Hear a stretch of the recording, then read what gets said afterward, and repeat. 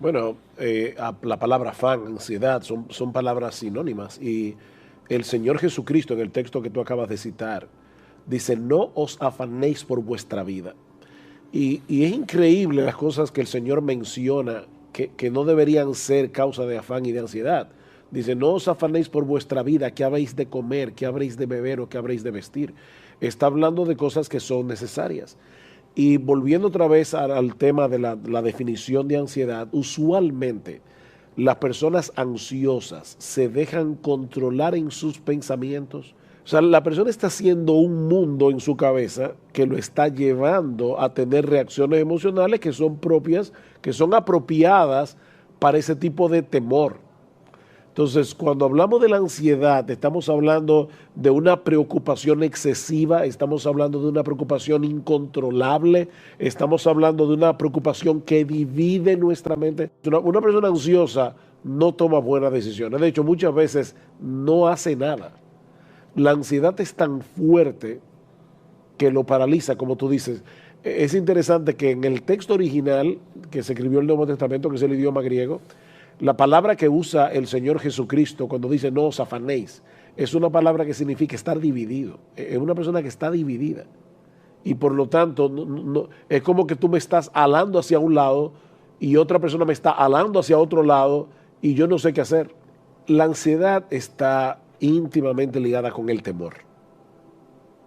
Lo que me produce ansiedad es aquello por lo que yo temo.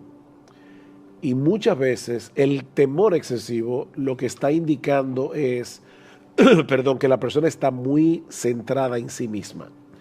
Hay un texto de la Biblia que aunque no está hablando directamente de este tema, y debo aclararlo en su contexto, es un principio general que se puede aplicar. En primera de Juan, la primera carta de Juan, dice, el perfecto amor echa fuera el temor. Y vuelvo y repito, el texto está hablando de otra cosa, no de la ansiedad, pero ¿qué quiere decir eso? El perfecto amor echa fuera el temor. Vamos a suponer por un momento, y creo que este ejemplo puede ser de ayuda a personas que nos están mirando ahora mismo aquí, que una dama, una hermana de la iglesia viene a una de nuestras oficinas y viene con uno de sus niños pequeños y lo deja cuidando a la secretaria que está fuera de la oficina en lo que se entrevista con nosotros. Pero nuestras oficinas tienen las puertas de cristal, nuestras oficinas. Y viene una cucaracha y se pega del otro lado de la puerta. Y la persona me dice, mire, yo quiero que usted sepa que a mí, yo le tengo pánico a las cucarachas. Y yo no voy a salir de esta oficina hasta que usted salga primero y mate esa cucaracha. Pero inmediatamente después se oye un golpe seco del otro lado y su niño de 1 año comienza a llorar, a llorar.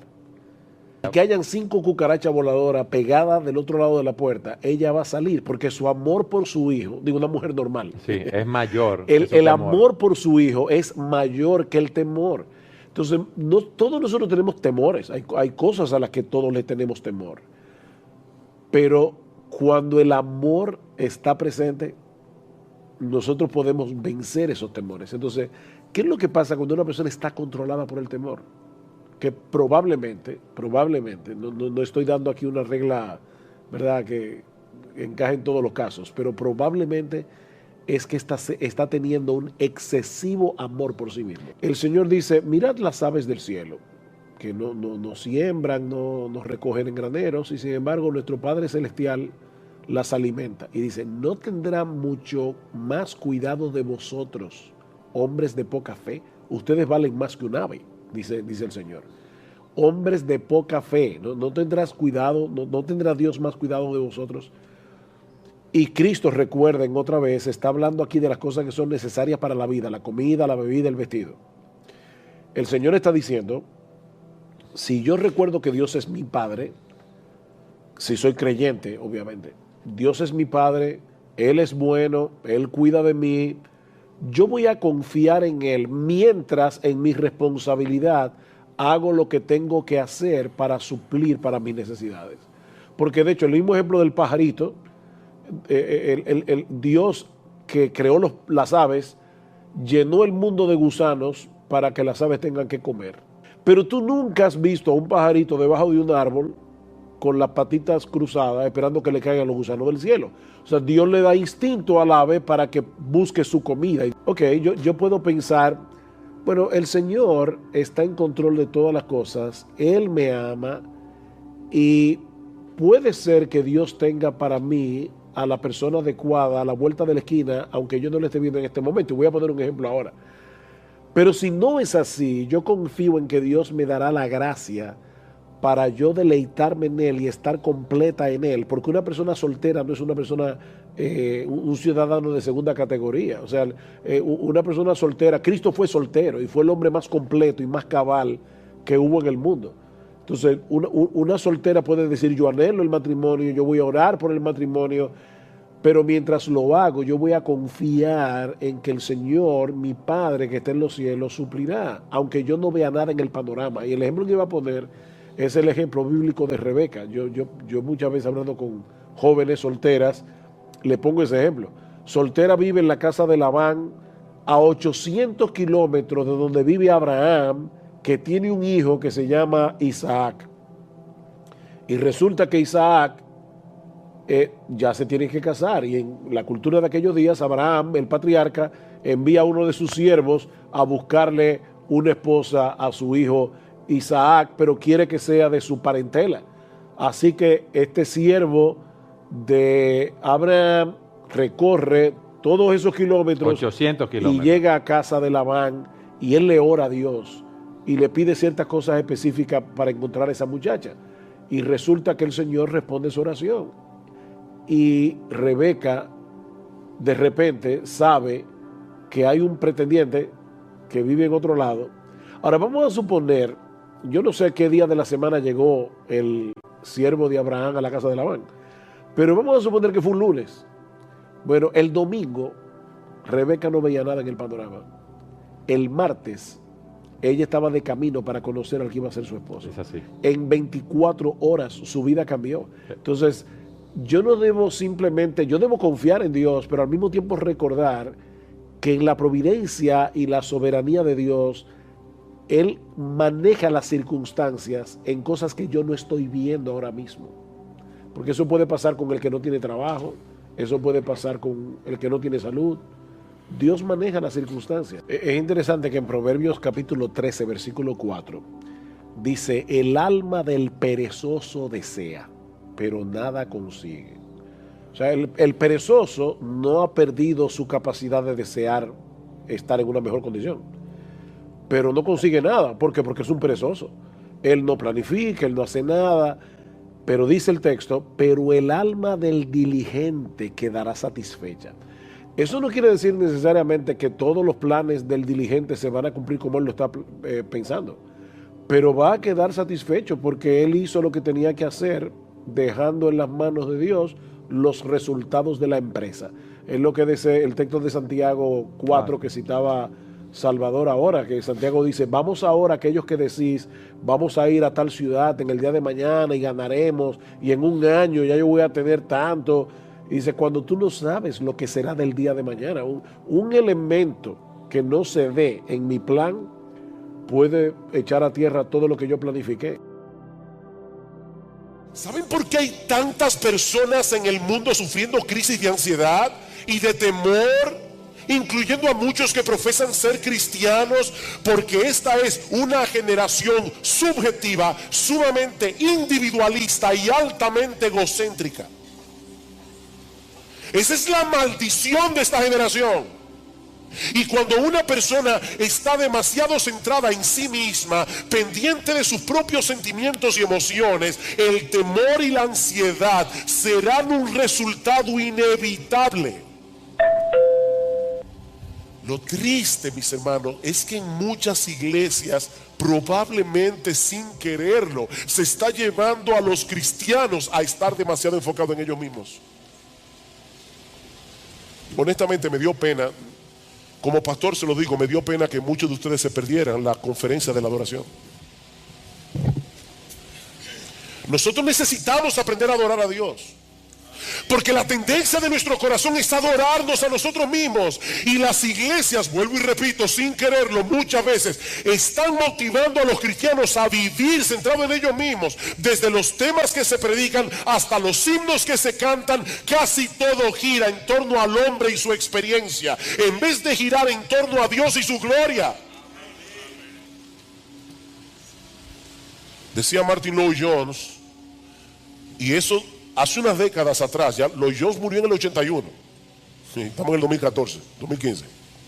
Decía Martin Lloyd-Jones que la mayor carencia en nuestra adoración y en la práctica de la fe cristiana es la falta de un sentimiento de asombro, un sentimiento de adoración y de alabanza. Estamos demasiado absortos en nuestro estado de ánimo, dice Lloyd-Jones, y por los beneficios que el evangelio puede reportarnos a corto plazo, en vez de preocuparnos más por entender mejor la esencia de ese evangelio y al Dios con el cual hemos sido reconciliados a través de la obra de Cristo. En palabras más sencillas, lo que estoy diciendo, mis hermanos, es que el cómo me hace sentir esto ha venido a ser mucho más importante a quién es ese Dios al cual yo adoro y en el cual confío. ¿Y saben lo que eso produce a la larga? Más egocentrismo, más subjetividad y más personas con problemas emocionales. Miren, mis hermanos y amigos que están aquí en esta mañana, nuestro ego es un eje demasiado débil para hacer girar toda nuestra vida en torno a él. ¿Oíste eso? Nuestro ego, nuestro yo, es un eje demasiado débil para que nuestra vida entera gire en torno a él. ¿Cuál es la solución? Escuchen una vez más lo que dice el doctor Martin Lloyd-Jones. En última instancia, la verdadera cura, y él era médico, de paso, doctor en medicina, y pastor, y teólogo. Dice el doctor Martin Lloyd-Jones, en última instancia, la verdadera cura para la mayor parte de nuestros males subjetivos es sentirnos tan extasiados ante la hermosura y la gloria de Cristo, que no nos quede tiempo para pensar en lo más mínimo en nosotros mismos. Esa es la cura.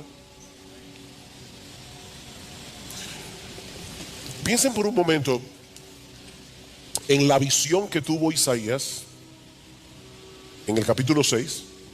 Yo sé que Bill Brandenstein habló de ese pasaje el domingo pasado. Dice que en el año que murió el rey Usías, Isaías vio al Señor, una visión, sentado sobre un trono alto y sublime. Sus faldas llenaban el templo. Por encima de él había serafines. Y oía Brandenstein decir el domingo pasado, no eran ángeles chovi como los que aparecen en las pinturas renacentistas. Esos angelitos gorditos, no, estos ángeles no eran chovi, eran terribles. Era la contemplación de algo como para que una gente se cayera muerto ahí. Serafines. Cada uno tenía 6 alas, con 2 cubrían su rostro, con 2 cubrían sus pies, con 2 volaban y el uno al otro daba voces diciendo: Santo, Santo, Santo, Jehová de los ejércitos. Y otro grupo de serafines les respondía: toda la tierra está llena de su gloria. Y los quiciales de las puertas se estremecieron con la voz del que clamaba, la casa se llenó de humo. ¿Ustedes creen que después de esa experiencia Isaías estaba preocupado porque tenía unas cuantas libras de más?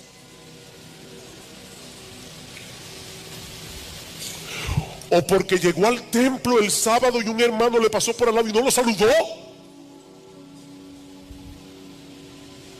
Mis hermanos, cuando un hombre adquiere la perspectiva de Dios que tuvo Isaías, las cosas triviales desaparecen. Nosotros somos una generación que vive absorta en cosas que son estúpidas y que son triviales y que no valen la pena.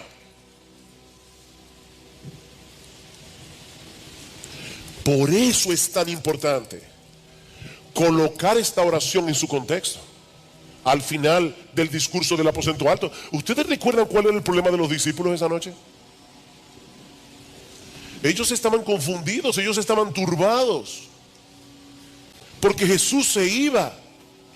Y el Señor les hace ver en el discurso que su partida era necesaria para el beneficio de ellos. Pero ahora, a través de su conversación privada con el Padre, los está ayudando a entender que hay un propósito más alto en todo lo que Él vino a hacer a este mundo, y era la gloria del Padre a través de la gloria del Hijo. Es de eso que se trata todo esto.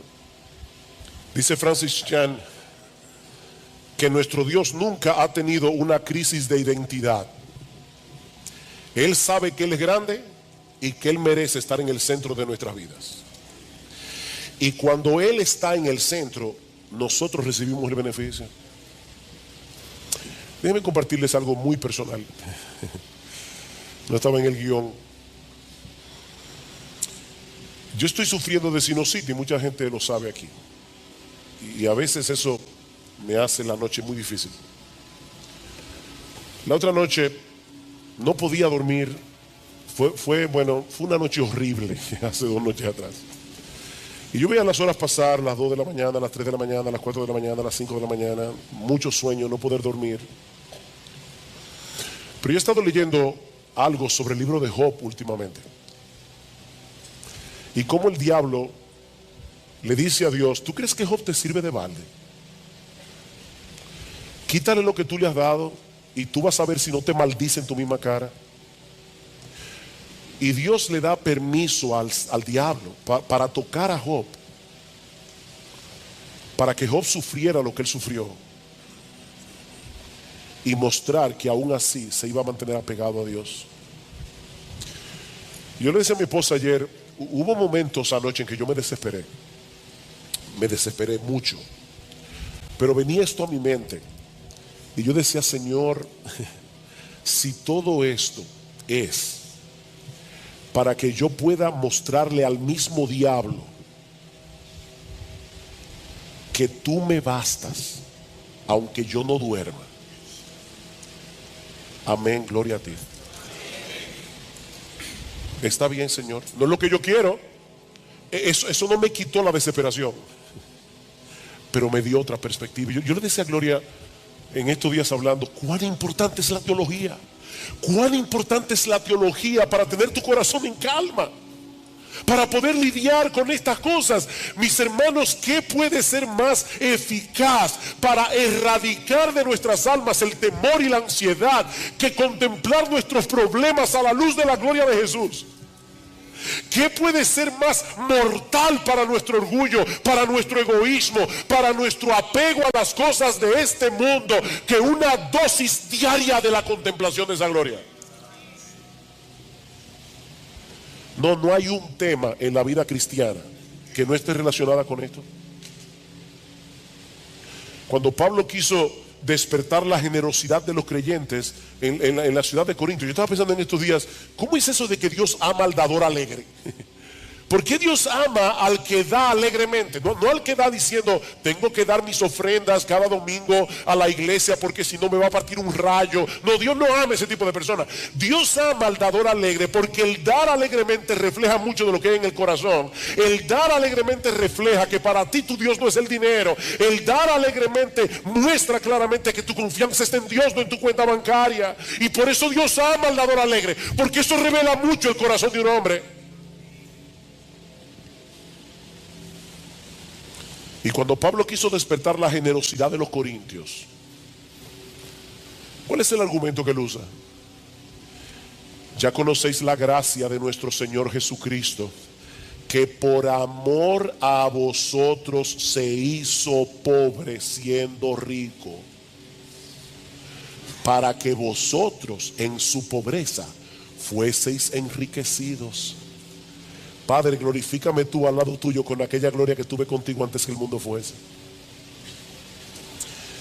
para lidiar con el problema del orgullo en la iglesia de Filipos y las divisiones que el orgullo produce en la iglesia. ¿Cuál es el ejemplo que Pablo pone delante de nosotros? Haya pues en vosotros este sentir que hubo también en Cristo Jesús, el cual siendo en forma de Dios no estimó el ser igual a Dios como cosa que aferrarse, sino que se humilló a sí mismo, haciéndose obediente hasta la muerte y muerte de cruz. Queridos hermanos, nuestra mayor necesidad como creyentes es poseer una perspectiva cada vez más clara y más profunda de la gloria, la hermosura y la majestad de nuestro gran Dios y Salvador Jesucristo. Eso es lo que más tú y yo necesitamos. Cuando esa gloria es colocada en el lugar que le corresponde, entonces y solo entonces podemos comenzar a disfrutar la vida en abundancia que Cristo compró para nosotros en la cruz del Calvario. ¿Qué aprendemos entonces de esta oración de Jesús con respecto a nuestra oración? Que al igual que Él, debemos pedirle al Padre que cumpla sus propósitos en nuestras vidas, que se haga su voluntad en la tierra tal como se hace en el cielo, aunque eso implique temporalmente dolor y aflicción para nosotros.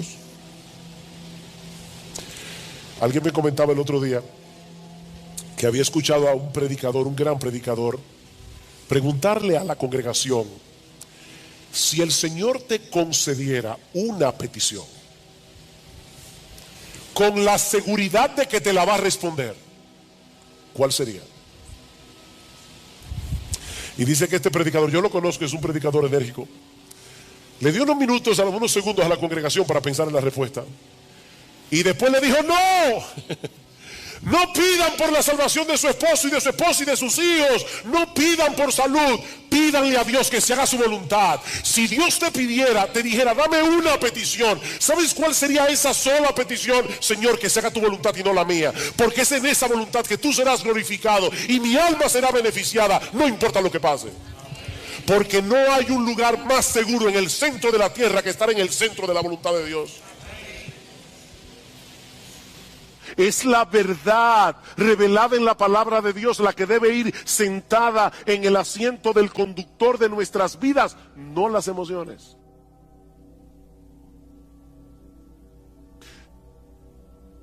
Imagínate que tú pecas contra Dios en cualquier cosa y tú sabes que pecaste. El Espíritu Santo te redarguye de pecado. Tú le pides perdón a Dios. Déjame hacerte una pregunta, que quiero que respondas allí donde estás en tu corazón. ¿Cuántas veces tú has pecado contra Dios, le has pedido perdón por tus pecados y sigues sintiéndote culpable? ¿Cuántas veces? ¿Cuántas veces tú pecas contra Dios, pides perdón, y todavía hay una voz dentro de ti que te dice: qué fácil, después que hiciste lo que te dio la gana, ahora tú quieres venir delante de Dios para que te perdone? Aquí las emociones nos están traicionando, porque la Biblia dice que si confesamos nuestros pecados, Él es fiel y justo para perdonar nuestros pecados y limpiarnos de toda maldad. ¿A quién tú le vas a creer? ¿A tu aparato emocional que te hace sentir no perdonado, o a la promesa de Dios de que si confesamos nuestros pecados, Él es fiel y justo para perdonar nuestros pecados y limpiarnos de toda maldad? La palabra de Dios está por encima de nuestras emociones. Es que Dios ha dicho claramente que Él nos perdona cuando nosotros confesamos nuestros pecados. No debemos sentar las emociones en el asiento del conductor. Mis hermanos, si no nos mantenemos predicándonos a nosotros mismos estas verdades, no vamos a poder mantener un saludable control de nuestra vida emocional. Salmo 103, versículo 2. Estaba leyendo este salmo ayer. Bendice, alma mía, a Jehová, y bendiga todo mi ser su santo nombre. Bendice, alma mía, a Jehová, y no olvides ninguno de sus beneficios. Él es quien perdona todas tus iniquidades. Él es el que sana todas tus dolencias. Él es el que perdona todas tus iniquidades. Pero lamentablemente muchos creyentes olvidan este aspecto fundamental de la vida cristiana. Como dice Sinclair Ferguson, nuestro problema es que pensamos con nuestros sentimientos, no con la cabeza. Nosotros pensamos con el corazón, pensamos con los sentimientos. Tengo que poner otro ejemplo. ¿Qué debe hacer un creyente que no siente gozo en Dios? ¿Alguna vez has venido a la iglesia y estás cantando y tú tienes el corazón como un témpano de hielo? ¿Eso nunca te ha pasado? Te felicito. A mí me ha pasado. ¿Y saben qué es hablando en buen dominicano, lo que da más cuerda cuando uno está así? Tener un hermano al lado que está encendido en fuego. Uno está aquí tratando de alabar a Dios, pero uno sabe que está con el corazón como un témpano de hielo. Y el hermano que está aquí al lado, él está en el cielo. ¿Qué debe hacer un creyente en esa situación? Él debe, una de las cosas que él no debe hacer, es fingir una emoción que él no tiene. No hagas eso es mentira. Pero una de las cosas que tú debes hacer es recordarte a ti mismo que Dios sigue siendo nuestro gozo y aceptarlo por fe. Aunque en ese momento no estés sintiendo nada, Dios sigue siendo nuestro gozo y yo debo aceptarlo por fe. Tu gozo no va a retornar pensando en el gozo o deseando el gozo, sino enfocándote en las verdades acerca de Dios reveladas en su palabra. Es mirando a Dios, no al gozo. No persigas al gozo, persigue a Dios. ¿Cómo yo persigo a Dios? Enfocando mi mente en lo que Él me ha dicho que Él es en su palabra. Y yo voy a comenzar a recordar atributo tras atributo tras atributo de lo que Dios revela de sí mismo en su palabra hasta que mi corazón comience a arder otra vez. Y puede ser que eso no pase inmediatamente. Eso puede tomar horas, eso puede tomar días. Pero nosotros vamos a estar luchando con el ángel hasta que Él nos bendiga. ¿Te sientes temeroso porque tú no tienes el control de muchas cosas que pueden ser una amenaza eventual en tu vida? Recuerda que nuestro Dios es grande y todopoderoso. Todas las cosas que existen fueron creadas por Él. Y Él está en control de todas y cada una de ellas. Dice en Mateo capítulo 10, versículo 29 al 31, que no se cae un pajarito del cielo sin que la voluntad de Dios así lo permita. ¿Saben lo que ocurre cuando no confiamos en el control soberano de Dios? Que entonces nosotros trataremos de asumir ese control en una forma pecaminosa. Ya sea tratando de dominar por la fuerza a los demás o de manipularlos. La manipulación no es más que un intento de tomarle a Dios el control. Yo quiero controlar a las personas a mi alrededor. Otro ejemplo. ¿Te has dado cuenta que muchos de los pecados que nosotros cometemos tienen que ver con nuestro afán de obtener la aprobación de otros? ¿O por temor a que otros te rechacen? ¿Tú te has dado cuenta de ese movimiento de tu corazón? La Biblia le llama a eso temor a los hombres. Y en Proverbios capítulo 29, versículo 25, dice que el temor a los hombres es como un lazo que nos esclaviza. Ese es un problema muy común que se manifiesta de muchas maneras. Por ejemplo, susceptibilidad a la presión de grupo. Necesitar que las personas me den algo, cariño, respeto, admiración, preocupación por nuestra autoestima. Llenarte de compromisos porque no sabes decir que no. Eso es temor a los hombres. pequeñas mentiras para lucir bien delante de los otros, compararte con otras personas, sentir temor de compartir el evangelio. Eso es temor a los hombres. ¿Cómo podemos lidiar adecuadamente con el temor a los hombres? Bueno, la psicología humanista nos aconseja aumentar nuestra autoestima, y lamentablemente muchos creyentes han caído en esa trampa. Pero eso no resuelve el problema, sino que lo complica. Porque en realidad la baja autoestima no es otra cosa que una elevada autoestima disfrazada. ¿Tú oíste eso? La baja autoestima es una elevada autoestima disfrazada.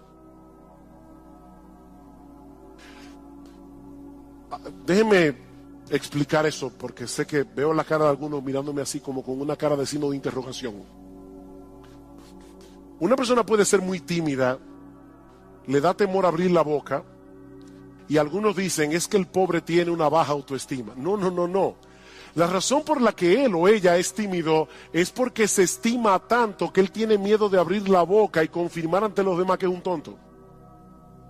Es mejor callarse y dejar que las personas sospechen que tú eres un tonto, abrir la boca y confirmar que lo eres. Entonces la razón por la que mucha gente es tímida es porque no quiere descubrirse delante de los demás, porque se estima demasiado a sí misma. Si no se estimara tanto, no tuviera temor de los demás. En el fondo, nuestro problema con todas esas cosas que yo he mencionado es que estamos creyendo que no tenemos el estatus que creemos merecer. Alguien dice: nosotros elevamos deseos que a menudo son buenos en sí mismos, el deseo de ser amado, el deseo de afirmación, el deseo de respeto. Elevamos eso al nivel de necesidades sin las cuales pensamos que no podemos tener una vida equilibrada. Hablamos de necesitar la aprobación y la aceptación de otros cuando nuestra verdadera necesidad es glorificar a Dios y amar a las personas. Esa es tu verdadera necesidad, glorificar a Dios, no que la gente viva para ti. ¿Cuál es el remedio para el temor a los hombres? El temor a Dios. El temor a Dios. Él es grande, Él es glorioso, Él es digno de admiración, Él es digno de temor reverente, Él es digno de adoración. Medita a menudo en su gloria, su grandeza, su justicia, su santidad, su amor, su poder, su esplendor, su belleza, su gracia, su misericordia, su compasión, y tú vas a ver cómo el temor a los hombres comienza a desvanecerse en tu corazón. Salmo 27. Salmo 27, versículo 1. Jehová es mi luz y mi salvación, ¿de quién temeré? Jehová es mi luz y mi salvación, ¿de quién temeré? Jehová es la fortaleza de mi vida, ¿de quién he de atemorizarme? Cuando se juntaron contra mí los malignos, mis angustiadores y mis enemigos para comer mis carnes, ellos cayeron y tropezaron. Aunque un ejército acampe contra mí, no temerá mi corazón. Aunque contra mí se levante guerra, yo estaré confiado. ¿Por qué? Porque Jehová es mi luz y mi salvación. Imagínate ese Dios al lado de la persona a la que tú le temes. Y lo vas a ver como una pulga. ¿Te sientes atraído por las cosas de este mundo?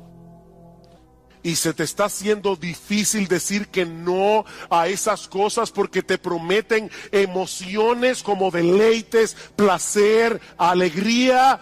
Una vez más, mis amados hermanos, la respuesta de la Biblia no es escoger entre un santo aburrimiento y un pecado entretenido. No.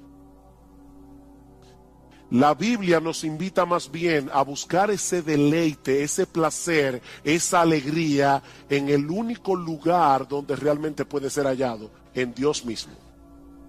En Dios mismo. ¿Recuerdan ustedes lo que Cristo le dijo a la mujer samaritana? El que bebiere de esta agua volverá a tener sed, mas el que bebiere del agua que yo le daré no tendrá sed jamás, sino que será en él una fuente de agua que salte para vida eterna. ¿Qué es esa fuente de agua? ¿Saben qué es esa fuente de agua? Dios mismo. Es el Espíritu Santo morando en nuestro interior. ¿Y cómo lo sabemos? Porque más adelante en Juan capítulo 7, versículo 37 al 38, escuchen lo que dice el Señor Jesucristo. En el último y gran día de la fiesta, Jesús se puso en pie y alzó la voz diciendo: si alguno tiene sed, venga a mí y beba. El que cree en mí, como dice la Escritura, de su interior correrán ríos de agua viva. ¿Qué le dijo a la samaritana? El que bebiere de esta agua volverá a tener sed. El que bebiera del agua que yo le daré no tendrá sed jamás, sino que será en él una fuente de agua que salte para vida eterna. ¿Cuál es esa fuente de agua? Versículo 39. Esto dijo del Espíritu que habrían de recibir los que creyesen en él. Es Dios por su Espíritu morando en nuestro corazón. Es una fuente de agua que salta para vida eterna. Los deleites de este mundo no perduran. Nosotros fuimos creados para disfrutar de un deleite más profundo y perdurable, el deleite de conocer a Dios y de tener comunión con Él. Alguien decía que cada vez que nosotros pecamos, es porque pensamos que el placer del pecado es real y que el gozo en Dios es insustancial o distante. Pero lo cierto es, oigan esto hermano porque es importante, es exactamente al revés. Cada gozo que experimentamos en esta vida es una sombra de la fuente de todo gozo que es Dios mismo. Cada gozo que tú experimentas es una sombra del verdadero gozo que se encuentra en Dios. Pero nosotros somos los que ejercemos fe. Es por eso que Pablo nos exhorta en Efesios capítulo 6 a tomar el escudo de la fe con el cual podamos apagar los dardos de fuego del maligno. Somos tú y yo que tomamos la armadura. La armadura es de Dios, pero somos tú y yo que usamos la armadura. Y eso es precisamente lo que aprendemos de este pasaje. Esta historia tan conocida y narrada en una forma tan sencilla en el Evangelio de Mateo contiene algunas enseñanzas muy profundas acerca del ejercicio de la fe en medio de las pruebas. Y yo no quiero concentrarme en todos los elementos de la historia, sino solamente en eso. La fe en medio de las pruebas. Tanto Marcos como Lucas nos dicen que el Señor deseaba cruzar al otro lado del mar de Galilea. El Señor había estado llevando a cabo un ministerio muy intenso, un ministerio muy agotador, y el otro lado del mar era más tranquilo porque era más despoblado. Mis hermanos, nunca debemos olvidar que Jesús era verdadero Dios, pero que también era verdadero hombre. El Señor estaba cansado, estaba agotado. El mar de Galilea es un lago de agua dulce, relativamente pequeño, así que se puede atravesar de un lado a otro en un tiempo relativamente breve. De hecho, hace unos años tuve la oportunidad de estar en el mar de Galilea y uno puede ver fácilmente todos los contornos del mar estando allí. Así que el mar se puede cruzar rápidamente, a no ser por las características climáticas y geográficas del mar de Galilea que pueden desatar tormentas repentinas. Resulta que la superficie del mar de Galilea es la más baja del mundo para un lago de agua dulce. De manera que cuando las corrientes de aire frío descienden de las colinas que rodean del lago y chocan con el aire caliente de la superficie, se pueden provocar tormentas repentinas, que son un verdadero desafío, aún para marineros experimentados, como era el caso de los apóstoles. Y eso fue precisamente lo que ocurrió esa noche. Vean otra vez versículo 23. Cuando entró Jesús en la barca, sus discípulos le siguieron y de pronto se desató una gran tormenta en el mar, de modo que las olas cubrían la barca, pero Jesús estaba dormido. Marcos nos dice en su evangelio que se desató una mega tormenta, un mega huracán, dice el texto literalmente, que en asuntos de minutos puso a la barca al borde del naufragio. Las olas eran tan altas y golpeaban con tal violencia que el bote se zarandeaba de un lugar a otro. Yo no sé si ustedes alguna vez han visto esos, lo que nosotros llamamos muñequitos, en otros países le llaman cartones animados, donde de repente el agua se convierte como en un puño y comienza a golpear la barca. Bueno, lo que los discípulos estaban experimentando esa noche era un puño de agua golpeando la barca una y otra vez. Los discípulos sabían que ellos estaban en un serio problema, humanamente hablando. Era una situación desesperada, era una situación sumamente peligrosa. Y seguramente muchos de ustedes se han sentido así alguna vez, o puede ser incluso que estén atravesando por una situación similar en este mismo momento. Nadie está exento de las dificultades que surgen viviendo en un mundo caído. Y por eso, mis hermanos, es que es tan importante entender la naturaleza de las pruebas para luego ver cómo nosotros debemos ejercitar fe cuando estamos en medio de una prueba. Así que veamos en primer lugar la naturaleza de las pruebas tal como Dios nos lo revela en este pasaje. Y lo primero que aprendemos de este texto es que las pruebas son controladas y enviadas por Dios con un propósito. Las pruebas son controladas y enviadas por Dios con un propósito. Ya les decía que no era nada extraño que en este mar se formaran tormentas repentinas, pero mis hermanos, Dios es soberano. Él lo controla todo, incluyendo los fenómenos de la naturaleza. Él puede impedir que cosas como estas sucedan, pero ¿saben qué? Muchas veces Dios decide no impedirlo. Dios decide no impedirlo. Yo sé que fue un error de un obrero que estaba impermeabilizando nuestro techo este jueves en la tarde, pero mis hermanos, ese error de un obrero estaba en las manos del Señor. El hecho de que esa noche cayera un aguacero, nosotros lo escuchábamos fuera de la habitación y decíamos, está cayendo el cielo. Hacía muchos días, meses, que nosotros no veíamos un aguacero así. Bueno, ¿pudo haber impedido Dios que lloviera de esa manera precisamente cuando el techo tenía un problema? Por supuesto que sí. Por otro lado, también es cierto que Jesús estaba cansado. Mis hermanos, Jesús no estaba simulando que estaba dormido.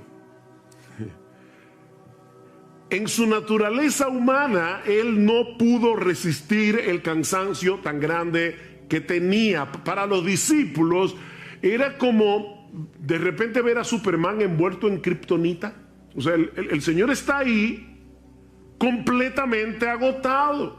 Era tal el agotamiento de Jesús que ni el ruido de las olas ni el movimiento de la barca pudieron despertarlo. Él estaba completamente exhausto.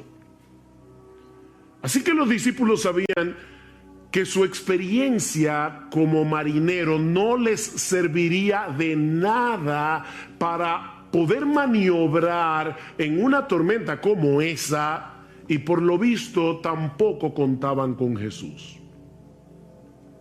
Era una situación realmente desesperada.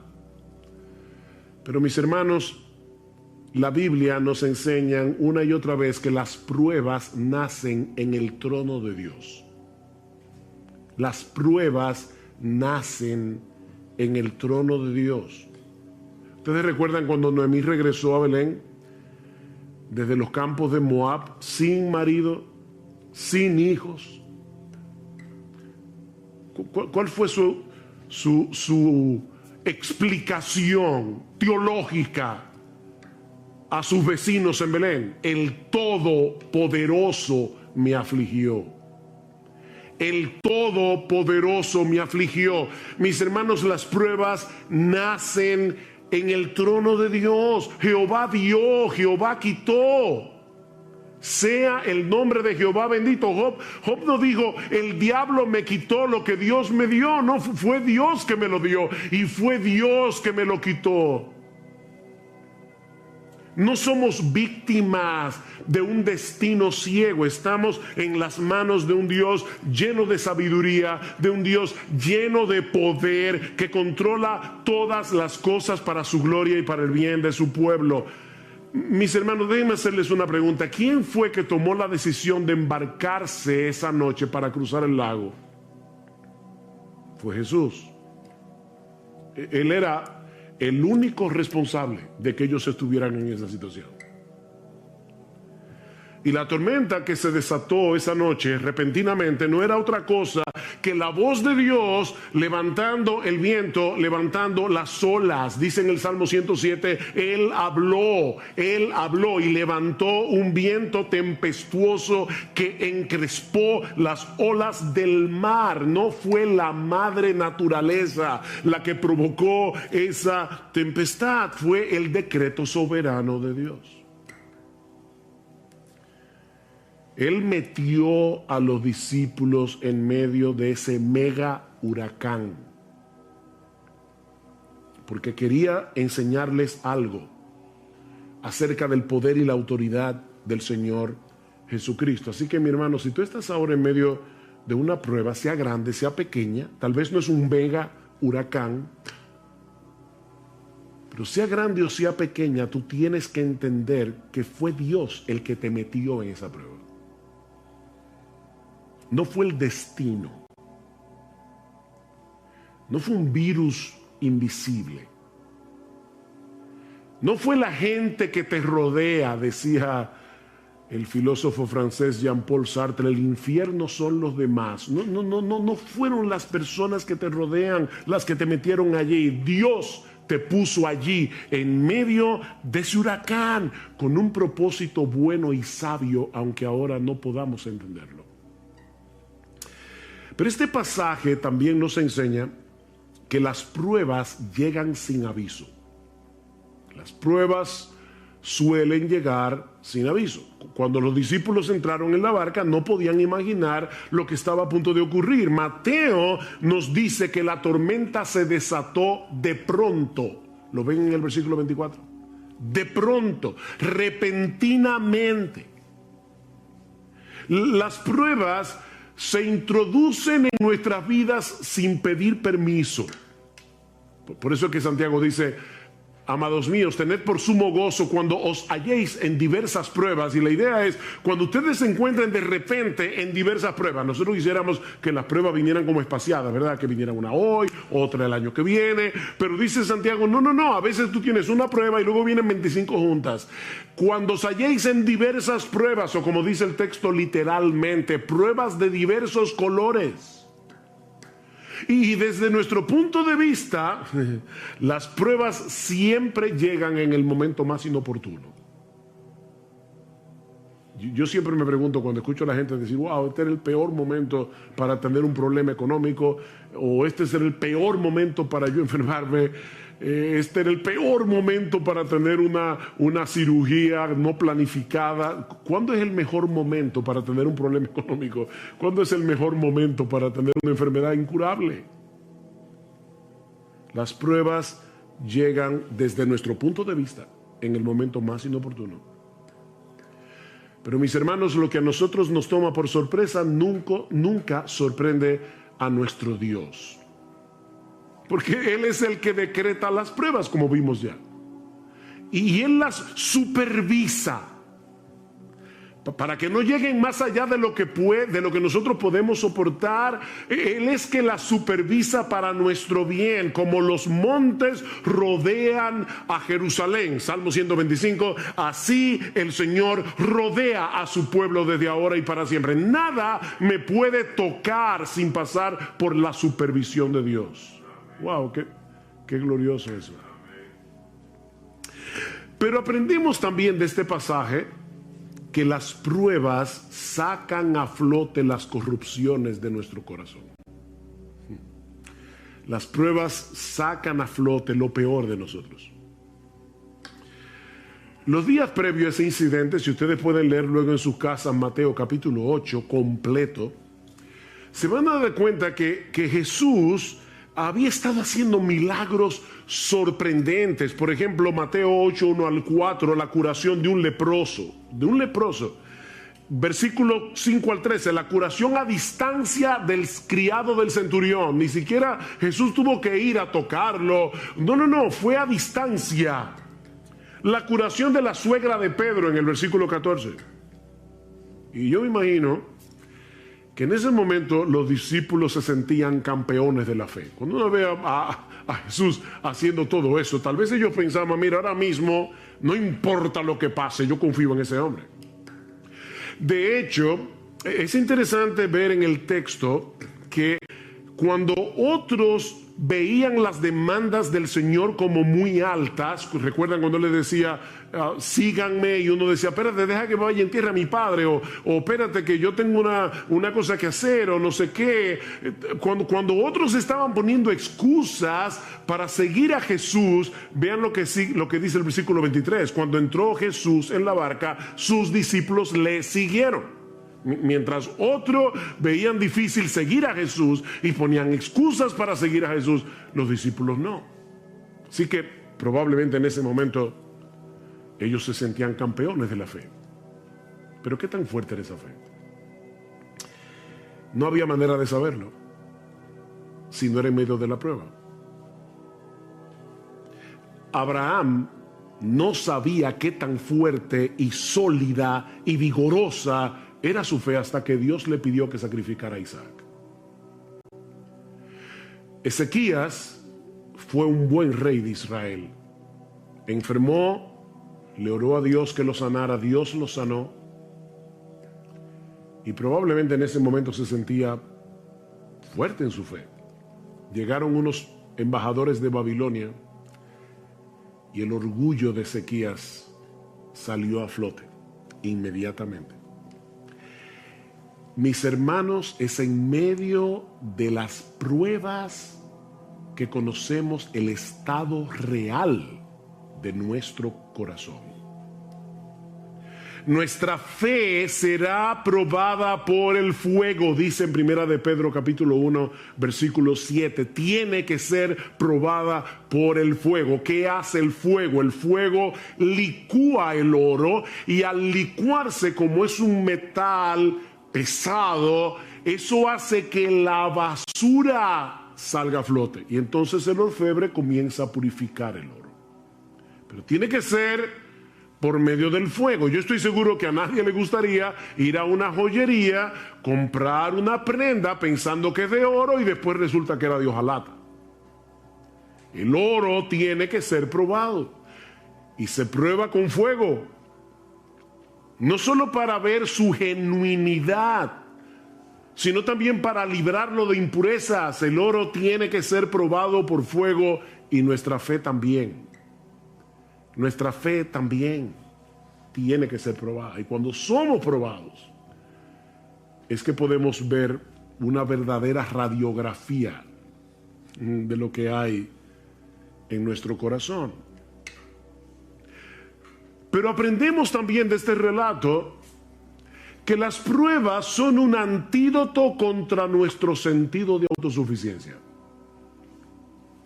Las pruebas son un antídoto contra nuestro sentido de autosuficiencia. Estos hombres eran pescadores, bueno, y eran pecadores también, pero eran pescadores experimentados, eran marineros de experiencia.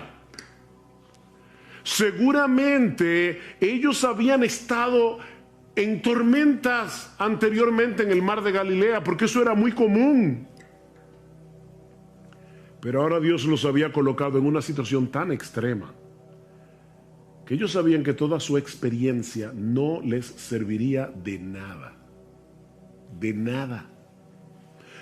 Mis hermanos, Dios usa las pruebas para llevarnos a descansar únicamente en Él, para destruir nuestro sentido de autosuficiencia. Pablo dice en 2 Corintios capítulo 1, versículos 8 al 9, que Dios los puso en una situación tal cuando ellos estaban en Asia Menor, que Pablo dice, nosotros tuvimos temor de morir, pensamos que no íbamos a conservar la vida, y Dios hizo eso, escuchen lo que dice Pablo, a fin de que no confiáramos en nosotros mismos. Pablo, el gran apóstol Pablo, está diciendo, en otras palabras, yo tengo la tendencia, igual que todos los demás, a confiar en mí mismo. Y Dios envió esta prueba para que no confiáramos en nosotros mismos. Todos nosotros tenemos una fuerte tendencia a confiar en nuestras propias capacidades. Y ¿saben qué? Nunca somos más débiles, ni estamos en una condición más vulnerable que cuando somos atrapados por el sentido engañoso, que es una ilusión, de que nosotros podemos hacer las cosas en nuestras propias fuerzas. Eso es una ilusión. Pero cuando estamos en medio de las pruebas, percibimos más claramente lo frágiles que somos, y eso nos mueve a buscar nuestro refugio únicamente en Dios. Por eso es que Pablo dice en esa misma carta al final, 2 Corintios 12, por tanto, de buena gana me gloriaré en mis debilidades, para que repose sobre mí, para que tabernaculice sobre mí, para que el poder de Cristo haga una tienda de campaña sobre mí, es lo que está diciendo Pablo, por lo cual, por amor a Cristo, me gozo en las debilidades, en afrentas, en necesidades, en persecuciones, en angustia, porque cuando soy débil, entonces soy fuerte. Cuando soy débil. Nunca estamos en una mejor condición espiritual que cuando percibimos que se acaban nuestras fuerzas, que ya no tenemos otra opción que ampararnos en el poder de la gracia de Dios. Pero lo más importante que nosotros aprendemos de este pasaje acerca de la naturaleza de las pruebas es que las pruebas nos brindan una excelente oportunidad para crecer en nuestro conocimiento de Dios y de sus caminos. Las pruebas son una escuela. Una escuela. Versículo 27. Y los hombres se maravillaron diciendo, ¿quién es este? Fíjense, ellos habían visto a Jesús hacer milagros. Pero ahora se están preguntando, ¿quién es este? Este hombre no encaja dentro de nuestras categorías humanamente hechas. Cristo no encaja. ¿Quién es este? Que aún los vientos y el mar le obedecen. Esto no era una mera teoría para ellos. O sea, no fue que ellos vieron cómo Jesús se levantó de la barca. Y yo les decía al principio, yo no voy a estudiar y considerar cada uno de los detalles de la historia, pero ustedes recuerdan, ¿verdad? Jesús está dormido, los discípulos lo despiertan, Cristo mira el mar, mira el viento y le dice, cállate. Y la reacción de los discípulos no fue, wow, qué interesante. O sea, fíjate, wow, él solamente, mira, dijo la palabra y el mar se calmó. No porque ellos ya conocían eso en teoría. Ellos sabían que Jesús era poderoso, porque lo habían visto sanar. Recuerden, milagrosamente a leprosos, al criado del centurión. Ellos sabían que Jesús tenía poder. Pero ahora estaban tomando un examen práctico. Mis hermanos, las pruebas convierten el conocimiento teórico que nosotros tenemos de Dios en verdadero conocimiento. Job tuvo que pasar por todo lo que pasó para poder decir al final de su libro: de oídas te había oído. Un hombre que conocía al Señor, que adoraba a Dios día tras día, que oraba por sus hijos, un hombre piadoso. Y sin embargo está diciendo: Señor, yo no hubiera podido conocerte de no haber pasado por esta experiencia. De oídas te había oído, pero ahora mis ojos te ven. Déjame hacerte una pregunta. ¿Cuál es la mejor manera de aprender a jugar un deporte? ¿Leyendo un manual sobre las reglas de juego, los movimientos? Mira, nosotros podemos tener un manual escrito por Leo Messi acerca de cómo jugar el fútbol y aprender el manual de memoria, pero la única forma de aprender a jugar fútbol es jugando fútbol. Esto no es teórico, hermanos. Esto no es teórico. Y lo mismo ocurre con la teología. Dios quiere que nosotros le conozcamos íntima y personalmente. Dios quiere que nosotros confiemos en Él, no teóricamente, sino en la práctica. Sí debemos estudiar la Biblia, obviamente. Sí debemos leer buenos libros de los atributos de Dios, de la teología. Eso es extremadamente importante. Pero ese conocimiento vendrá a ser verdadero conocimiento cuando nosotros podamos aplicarlo en medio de la tormenta. Así que son muchas las cosas que Dios nos enseña en medio de las pruebas. ¿Ven? Jamás podremos conocerlo mejor a Él y conocernos mejor a nosotros mismos a menos que atravescamos por diferentes pruebas. Alguien decía muy sabiamente: contemplo el mundo a través de mis lágrimas, porque quizás así vea cosas que no vería con los ojos secos. Contemplo el mundo a través de mis lágrimas, porque quizás así voy a ver cosas que yo no vería con los ojos secos. Hay cosas que no se ven con los ojos secos, se ven llorando. Pero este pasaje, tan sencillo, ¿verdad? Son solo como 4 versículos.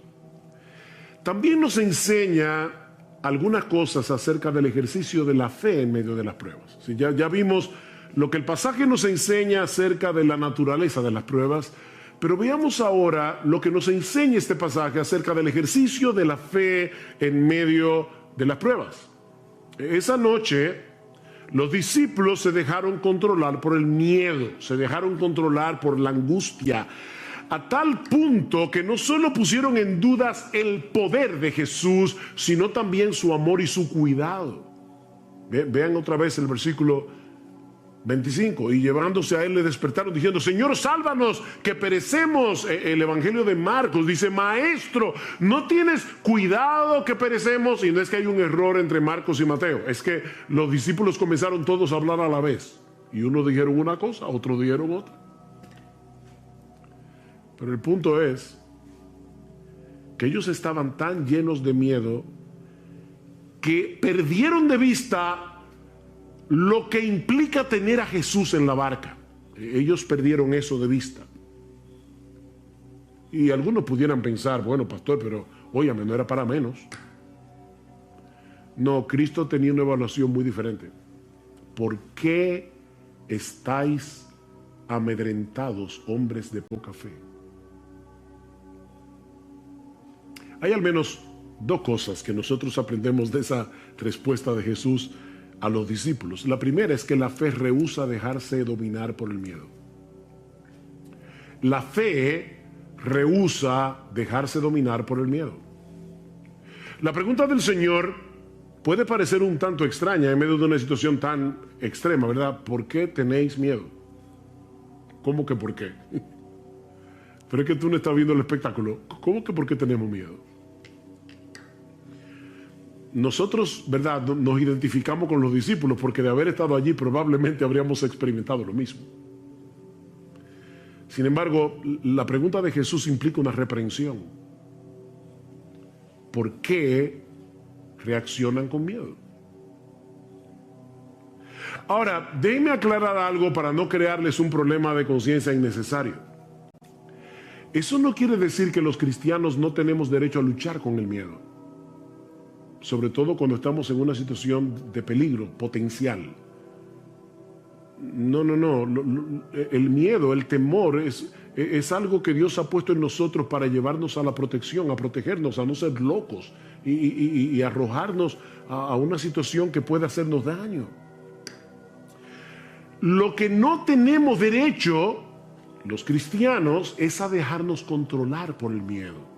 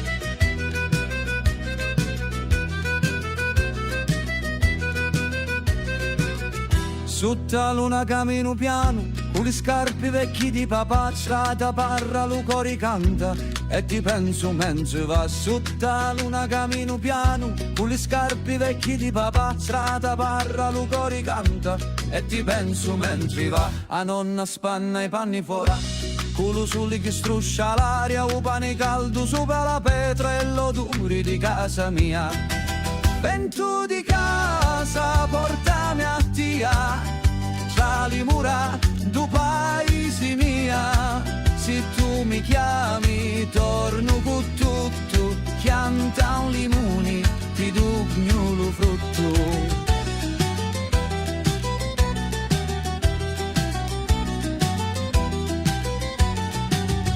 Una fontana cantante chiazza i picciri di corrono fuori, e una canzone antica ballamo con l'organetto che suona ancora. Una fontana cantante chiazza i picciri di corrono fuori, e una canzone antica ballamo con l'organetto che suona ancora.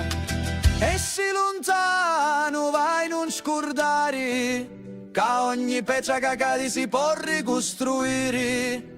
Lo cuore mio sempre ti sapi, torna a casa che lo cielo t'abbraccia.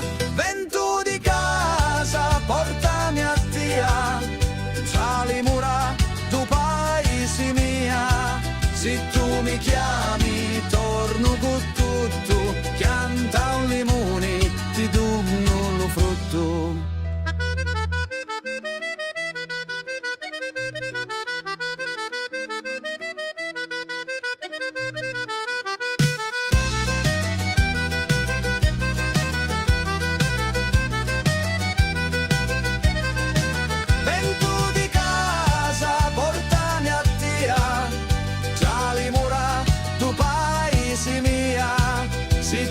chiami torno